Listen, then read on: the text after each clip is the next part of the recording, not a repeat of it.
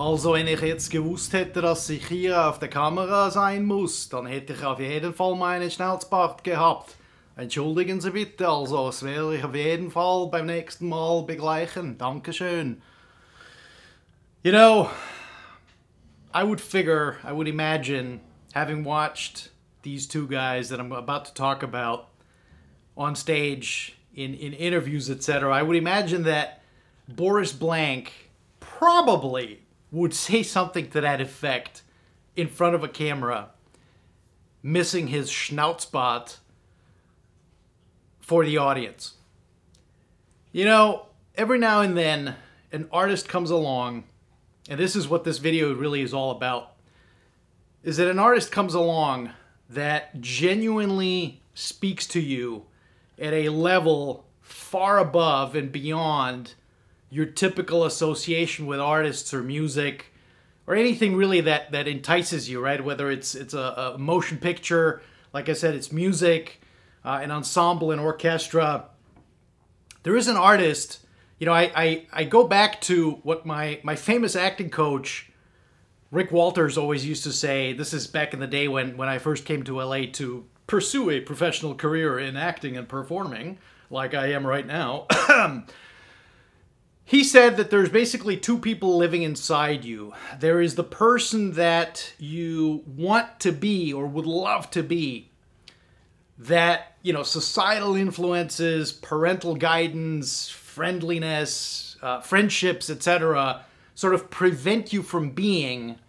And then there is that outward person that you actually are, right? It's like the filter that you put on.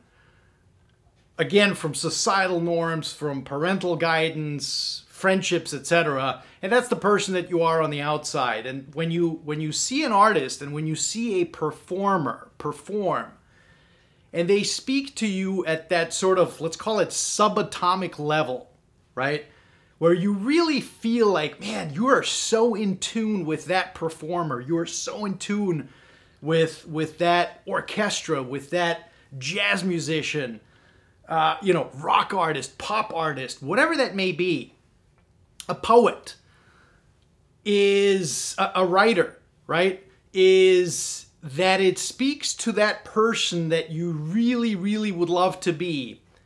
But because of the filter that you have, you are not. And so when you connect with someone emotionally on that level, that's the connection, right? It's that molecular connection. And basically the goal of a performer, really, as Rick would always tell us, is to slowly but surely shed the filter piece by piece that you have on you. And when you have completely gotten rid of that filter, that's when you are the performer that you are meant to be for whatever that performance may be, right? So what am I talking about? Who am I referring to? Some of you may already have recognized it by the name that I mentioned, Boris Blank. And it is, of course, none other than the amazing duo from Switzerland, Boris Blank, Dieter Meier, otherwise known as Yello. Yello is an electronic pop duo band that sort of transcends the pop genre, the electronic genre, for me anyway. And they are by far the band, the music that I have used to evaluate more equipment on the hi-fi side, more high-end audio gear, more loudspeakers, more amps, more DACs, more turntables, by far, than any other artist that I have in my, you know what, 10,000 record collection and probably about 1,500 to 2,000 CDs that I have. And it's because they speak to me at such a fundamental level. I love these two guys, right? I mean, they are the two coolest dudes that I can think of in modern day electronic pop music. You know, it's kind of like the Dean Martin fast forward 40, 50 years, right? I mean, if I just take this double gatefold, which we'll get to in a second, look at these guys. I mean, how cool are they, right? So where does Yello begin? Well, you know, like every story, there is a beginning. And if we look at Boris Blank, you know, came from you know, a very normal background. His dad was a factory worker in Switzerland, in Zurich, I believe. And in fact, actually, the book, perhaps I should start with, this is a fantastic book on Yello, with their history, with all of their excesses, and it's written by Daniel Reiser. Unfortunately, it's only in German. I don't know if it's been translated in English yet, or any other language, perhaps. I haven't looked. I should have looked, I suppose. But this is, you know, as a native German speaker, this was such a phenomenal book to read, and really get inside these guys and their head and what makes them tick. And so, you know, you pivot back to Boris Blank. You know, dad was a factory worker. I think it was 1968. He picks up a Revox tape machine and starts experimenting with sound, starts experimenting with tape loops, echo loops, with his microphones, etc. And then you pivot over to Dieter Meier, you know, and Dieter, you know, comes from a you know, very well recognized, famous banker's family in Switzerland. His dad was a famous banker, so obviously comes from, you know, from money, from status, from symbol. And, you know, went to, you know, got kicked out of school, gymnasium in you know, high school in Europe, in generally is called gymnasium. And unlike myself, where I got kicked out of gymnasium for failing Latin 3 times in a row, thank you, my Latin professor. May you not rest in peace, my dear friend. You know, Dieter Meier flunked out because he was horrible in French. Nicht genügend, ungenügend, would his professor say, right? And so his dad put him in a private school. You know, I went to a boarding school, right? After all this happened, I went to a boarding school. And, you know, I guess those are the sort of, you know, silly parallels that we have. And, you know, then went on, obviously, to become an artist. And, you know, Boris Blank, you know, creating these loops, hooks. Carlos Perron, who was his, you know, young adult friend, best friend, that he would hang out with nonstop. They would be experimenting with sound and electronic stuff. And, you know, Dieter Meier, on the other hand, you know, a very different person, right? He was, you know, he was destined, if you would have asked his dad, he was destined to become a banker, right? In fact, he went on after successfully completing high school, gymnasium at that private boarding school. He went on to study Jura, which in English is, of course, law, right? And so he was going to become a lawyer, a banker, etc. But really, that wasn't for him, right? It's that, again, as my acting coach would say, that inner rebellion that you have inside you, right? Trying to get that filter off of you, right? And he knew deep down inside that he wanted to be an artist. And, you know, how did he figure out he wanted to be an artist? Well, he went to New York. This is like the late 70s, 78, 77. And he wanted to put up 2 ads in the New York Times, which is just hilarious. The first ad was he was going to sit on the corner, I think, of 52nd and 5th, and he would pay everyone who would come visit him. If they would say yes or no, he would pay them $1, right? And he had $400 with him, and so he would get 400 yeses, nos, or a combination thereof, right? And the New York Times was like, dude, you want to put an ad up for this? We can't, you know, we can't do that. We got to clear that up with our legal team. I don't think we can do that. We can't advertise that, right? So I was like, well, what do you think of this idea? You know, I will dig a hole in Central Park about 1.5 meters deep. I'll put myself inside that hole with my head sticking out, and I will say hello to passersby and just greet them and chat with them. And so I'd like to put an ad up in the New York Times for this purpose, right? And they're like, well, you know, again, dude, you're whack job, right? But, you know, you Swiss people, you're crazy, right? And, you know, first of all, it's public property destruction. You can't dig a ditch in Central Park. We can't advertise that. You know, the police is going to show up. You know, our lawyers are saying no way. So what does he do? He sets himself up on 52nd and 5th with $400, and every person that came in and said a yes or a no, literally, that's all he had to say was yes or no, he'd give him $1. You know, as you can imagine, within like an hour, he had a couple hundred people around him, got rid of all his money, the police got called in, the cops show up, and he, you know, what are you doing here? What's going on? Why are you giving out money? You can't be doing that. You know, do you have a license for this? And long story short, you know, they kind of disperse the public that showed up. The police guys, finally the two cops, I guess, they were like, dude, this is for, you know, the crazy people. So they called in a couple of psychiatrists, I guess, from the special, you know, special department, special section. And they showed up and they're like, you know, calm down, it's okay. You know, you don't have to worry about anything. We're going to take you to a safe place, right? We're going to give you something to cool off and calm down. Everything's going to be okay. Nothing to worry about. He's like, dude, what are you talking about, right? I'm just having a good time here. That Sunday, I guess, he went to a famous jazz spot in the city. And he was opening up the New York Times. And somebody, actually a reporter, a news reporter, wrote up an article on, you know, Dieter Meier, this crazy Swiss dude, handing out dollar bills to people saying yes or no. And that's, my friends, that's when he realized and recognized that he was an artist. And by the way, thank you for tuning in to SonicFlare. I am your lovable host, Danny K. What is happening?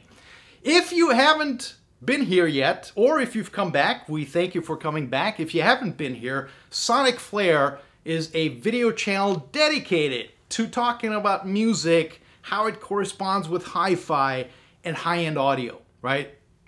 And it's music gives us life, music gives us pleasure, music gives us purpose. Music can change your emotions from up to down, left to right, right? And so this is a channel dedicated to talking about music, talking about high-end audio gear. Please consider subscribing and please use the like button. It helps with the Google algorithms. As you know, YouTube starts promoting these videos logistically based on, you know, the feedback that they get. So thanks for tuning in. We always love seeing you guys. Please drop the comments below. I love reading them. I love interacting with you guys. And so back to our regularly scheduled program of reviewing Yello.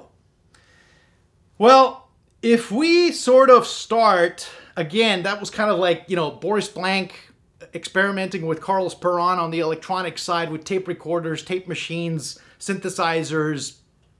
Dieter Meier kind of realizing and recognizing, hey, I'm an artist. This is what I do. This is what I want to do. So, you know, you look at the first sort of record that really spoke the breath of life, if it were, into Yello is Herbie Hancock's Sextant. This is the record that it came out in 1971, when Boris Blank heard this, he was completely transfixed. It obviously only has three cuts on it, but this was the first record that Herbie Hancock created without percussion, but with a synthesizer. And this is sort of what spawned Boris Blank to start really creating these rhythms, going after that, again, removing that filter, creating music that, you know, no one really has heard before, or certainly not in that respect and in that sort of abstract notion that he had in his mind. You know, I mean, you look at Kraftwerk, you look at Tangerine Dream, you know, you look at more modern music like Moby, you know, even Ringo Starr, you know, famously attending, I think it was the second world concert in I believe it was in Monaco in 1989, 1990.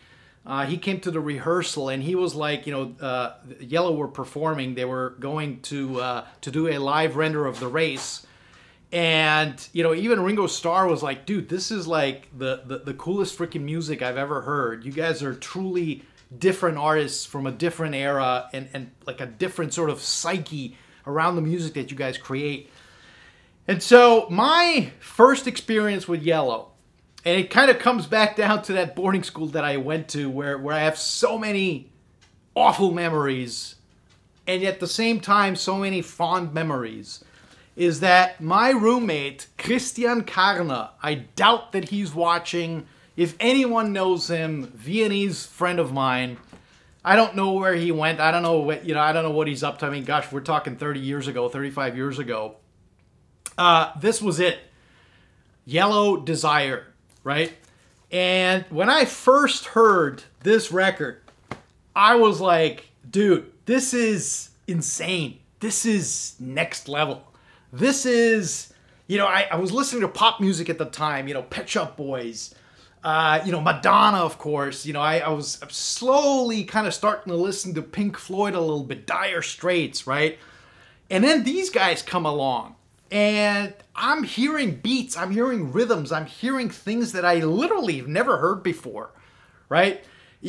Tracks like Vicious Games, Desire, of course, Oh Yeah, right? And then, the one that's been sampled probably more than any other song from any other band, Colladiola, right? In fact, there's a movie that came out in the late 80s that had a bunch of these tracks on there. But, Stella was literally the very first record that got me into Yello. And, from there on, as they say, history was made for me personally.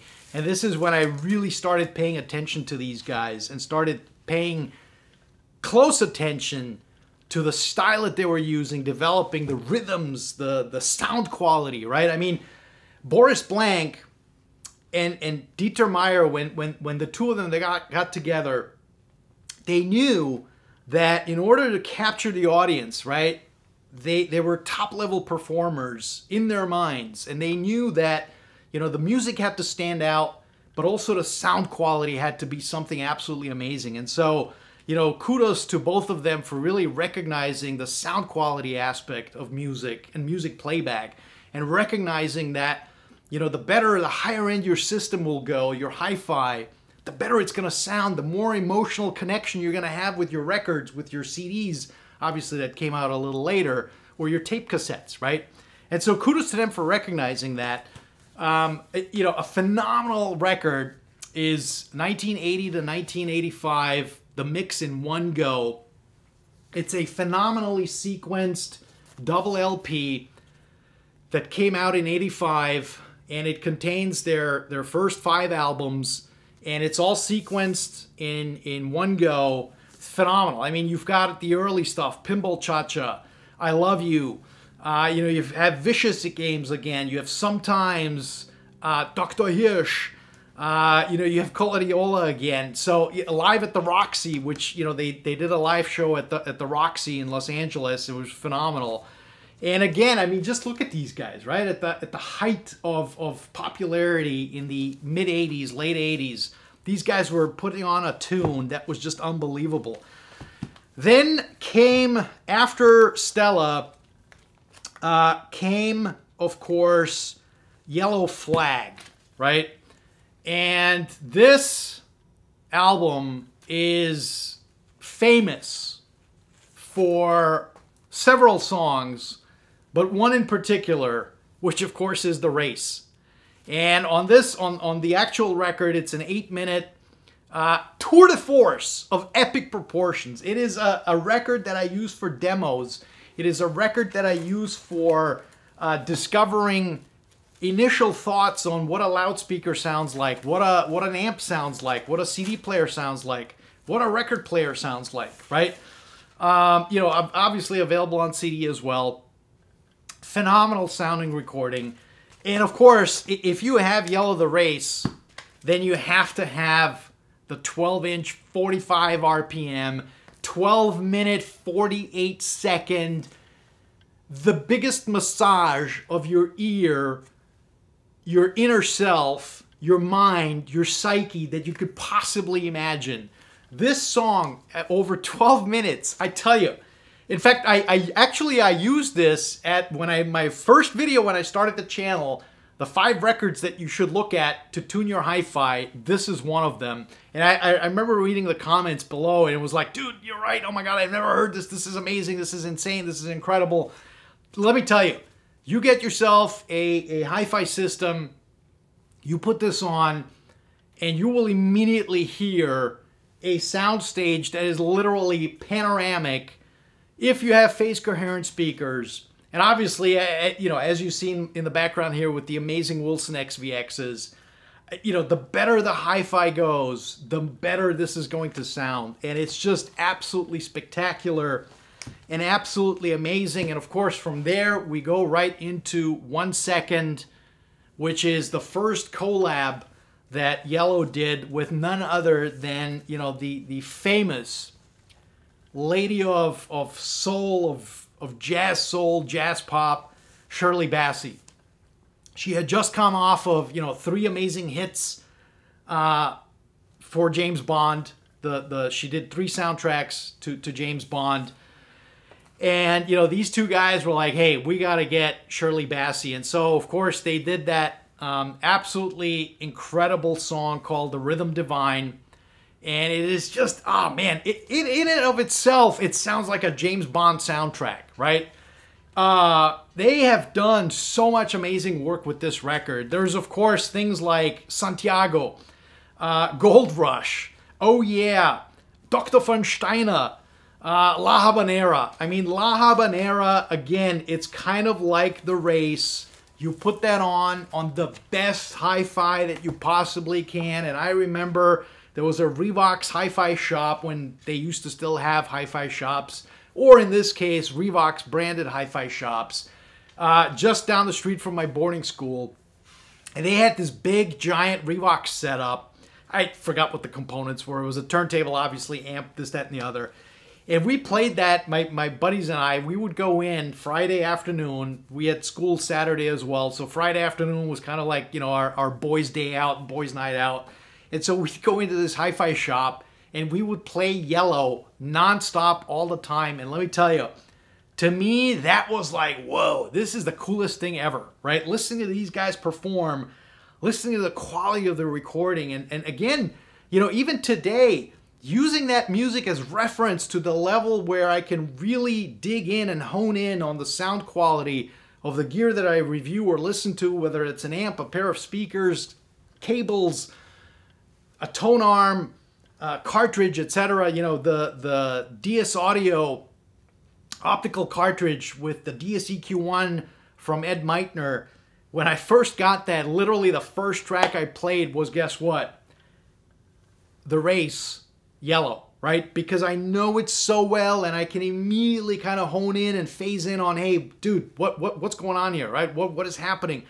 What are they conveying? How are the speakers speaking to me? How is the phonostage talking to me? The cartridge, etc. So anyway, phenomenal stuff. And we get into sort of the break from the 80s where, you know, obviously they were an incredibly successful band already. And then the 90s started coming and, you know, their tone would change a little bit. It became a little more popish, right? Where, you know, with up to, I would say, the Race, things were a little darker. Things were a little sort of more obscure as far as sound, as far as the music that they were creating. Definitely, this is more of a popish, enthused, themed album. Phenomenal. This, by the way, is the brand new reissue, so they just came out with these 6 records that I'm going to talk about in just a second. And grab them while you can. They're doing a one-time press from what I hear. And, you know, this, of course, has, you know, one of my favorites, Capri Calling. Capri is the beautiful island off the coast of Italy, just down in the Rome region. Rubber Band Dam. There is Ocean Club. What else is on here? Oh, of course, Drive Driven, right? I mean, you play that cut, man, I'm telling you, goosebumps all over, right? So from there, we went on to Zebra. And Zebra is another one of those absolutely phenomenal records, right? Beautiful cover. And again, this is part of their that new reissue. They have, you know, Do It, Sweet 909, Night Train, Fat Cry, which is phenomenal. You know, Move, Dance, Be Born. Great record. Yello Zebra. Check it out. Obviously, it's available on all streaming platforms. And, you know, if you don't happen to have the records, you can certainly listen to the digital streams, which sound very, very good. I think it's one of those, again, where, my mantra has always been that, digital doesn't inherently sound worse or bad or worse than records. It comes down to mastering, mixing, recording. And, frankly, for me, I mean, the records really speak to me more so than the digital files or the CDs. But, if you don't have anything else, get the CDs. You're going to love it. Here's another record, which is phenomenal. It's called Yello Essential. So this is sort of their the second, actually, if you consider that 1980 to 1985 is the first mix in one go, as the first sort of greatest hits album. Well, this is the official second greatest hits album, I guess. Phenomenal cuts. All of their hits are on there, obviously. And, great starter to get into. Probably a little hard to find these days on vinyl, but nonetheless, phenomenal. Then we have Pocket Universe. So this is, this gets back into a little bit of a darker side of Yello. They did things like, the Solar Driftwood, where Dieter Meier, uses his wonderful, luxurious baritone voice to talk about, the kind of like the universe, and we're drifting in space, and where are we going and heading and all that. And then, Monolith, absolutely fantastic composition by Boris Blank and Dieter Meier. So this is a great one. Then, of course, we have Motion Picture. Came out in '99. Hard to believe it's 22 years old, right? I mean, really hard to believe that this is a record that's sold. Phenomenal record, double LP. Again, this is part of that new release.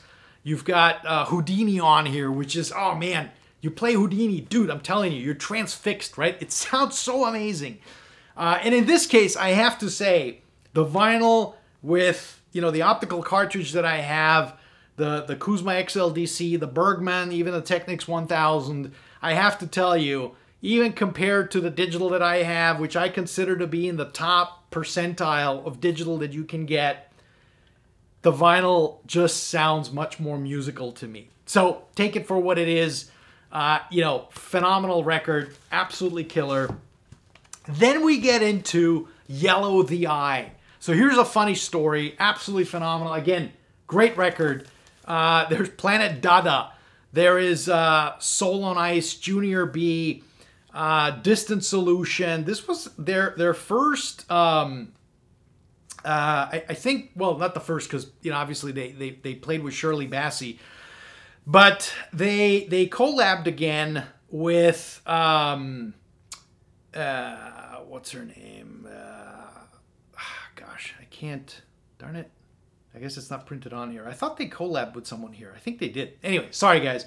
In the interest of time, I'm going to move on. So yeah, this is a killer record. By the way, funny story. So this was played, I brought a CD copy of this to CES in I think 2001 or 2002, because this came out in 2001. And Philip O'Hanlon, distributor for Vivid Speakers at the time, he had a suite, as he always does. And we were cranking it so loud in the Mirage in Las Vegas at CES. Planet Dada was cranking so loud that literally 2 of the ceiling mounted lights in the suite popped off and fell off.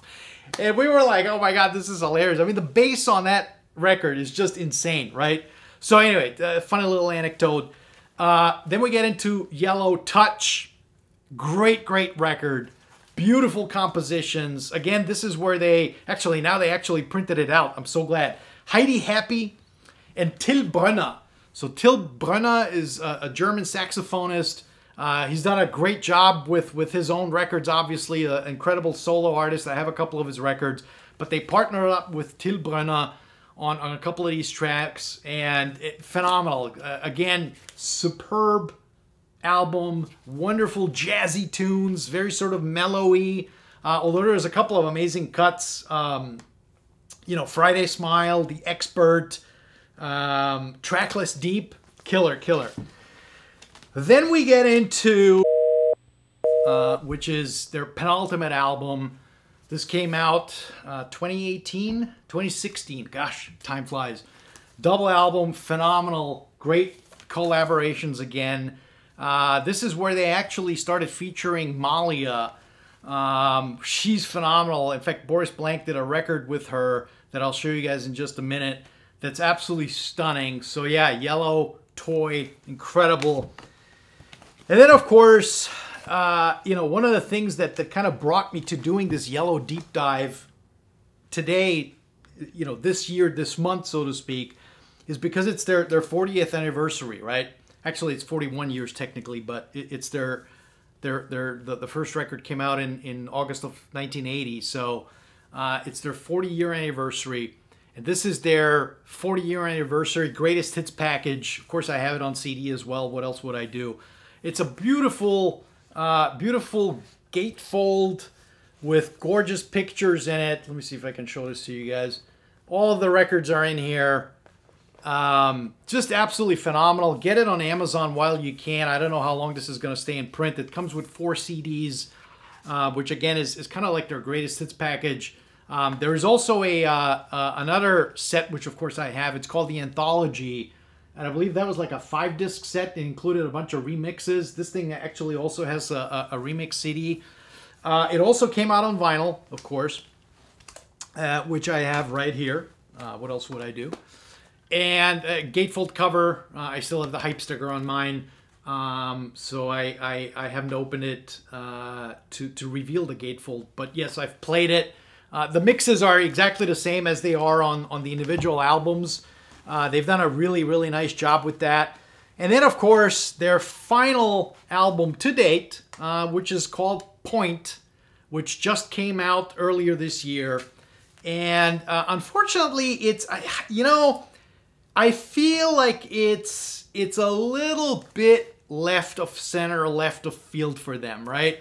It carries on the same theme from Touch and Toy and the cuts before, but it feels like it's getting like, I think they need a new theme. I think they need a little new direction. You know, there's the opening cut, Wabba Dubba, which is fantastic. You know, again, reminds me of all the glory days of Yello, but I feel like they need a new direction, right? They need to pivot a little bit. I think they need to go into, you know, dig down, remove the filter, right? Boris, if you're listening, Dieter, if you're listening and watching this video, get rid of that filter. Go dig deep, right? Get inside and create some amazing music that I know you guys can. Also, it is a single LP, unlike all of the other previous albums, which came out on double LP. So it's a little more dynamically compressed. It still sounds amazing. Don't get me wrong. They've still, you know, they maintain their sound quality, but it sounds a little dynamically compressed. So from there, I can pivot over to another must-have item, which is, of course, Yello, the 12-inch collection. I told you I have a lot of Yello. It's basically 6 tracks: Let Me Cry, Lost Again, Live at the Roxy, The Rhythm Divine, Gold Rush, and Call It Love on Yello 45 RPM vinyl. And it's fantastic. It's a great set. If I just pull out one of these records here, which happens to be the Shirley Bassey, you know, great cover. Yello vinyl, ta-da, which is kind of cool, right? At 45 RPM, sounds amazing. They really did a wonderful job with this. So, you know, great box set that you can get. And then, of course, again, as I alluded to earlier, you know, Boris Blank has his own amazing double CD called Electrified, which is basically all his solo work. He did a lot of commercials. He did a great collab with Audi back in the early 2000s when they were launching one of their new cars. This is a phenomenal sounding set. I tell you, I bring this to HiFi shows and people go gaga over it. They play it over and over because it just sounds so amazing. And then, of course, here is that other collab he did with Meier, which is just phenomenal. Again, I brought this to shows, and sure enough, you know, next show I show up, guess what? People are playing it in their rooms. Phenomenal. This came out on LP as well. Don't know if it's still available. Check it out.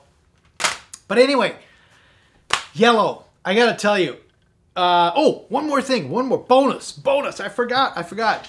Yello live in Berlin, Blu-ray and CD, and this is absolutely phenomenal.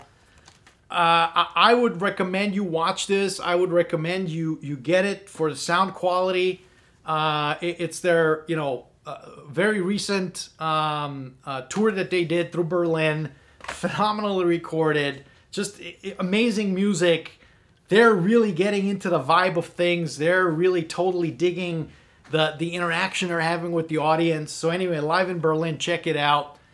And that basically sums up my just admiration for Yello, right? What they represent, the music, how it speaks to me. As you can tell, I all but the first 3 records that I don't have, which, you know, frankly, I haven't been able to find nice copies of them here in the US. I'm hoping that there's one copy that I have an eye out for on eBay that I just submitted a bid for. So we'll see. Maybe I'm lucky and I'll get a clean copy from Europe. That said, thanks for tuning in. I know this was kind of a little bit of a longer segment, and you know, I every now and then I think I'm going to start doing these deep dives into an artist that really speaks to me. And you know, hopefully you learn something new, or you know, if you've never heard of Yello, go check them out. And thanks for tuning in. Thanks for watching.